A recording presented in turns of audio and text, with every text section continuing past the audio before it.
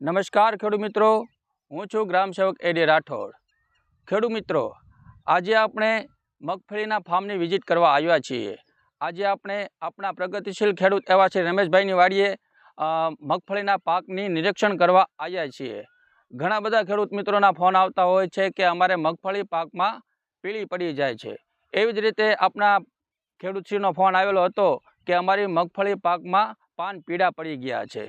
તો તમે જોઈ શકો છો કે આ રીતે મગફળીના પાકમાં પાન પીળા પડી જાય છે। તો ખેડૂત મિત્રો, આ મગફળીના પાકમાં પાન પીળા પડવાનું કારણ શું હોઈ શકે? તો એમાં મુખ્યત્વે જણાવીએ તો આ મગફળીના પાકમાં પાન પીળા પડવાનું કારણ એક તો અહીં આ ઢાળવાળી જમીન છે। આ ઢાળવાળી જમીનના કારણે અહીં પાણીનો ભરાવો થાય છે અને પાણીના ભરાવાના કારણે આ મગફળીના પાન પીળા પડી જાય છે। બીજું કારણ આપણે જણાવીએ તો બીજું કારણ આ મગફળીના પાકમાં નાઇટ્રોજનની ખામીના કારણે પણ પાન પીળા પડી જાય છે। અને ત્રીજું કારણ આપણે જણાવીએ તો ત્રીજું કારણ એ છે કે પોષણ તત્વોની ખામી।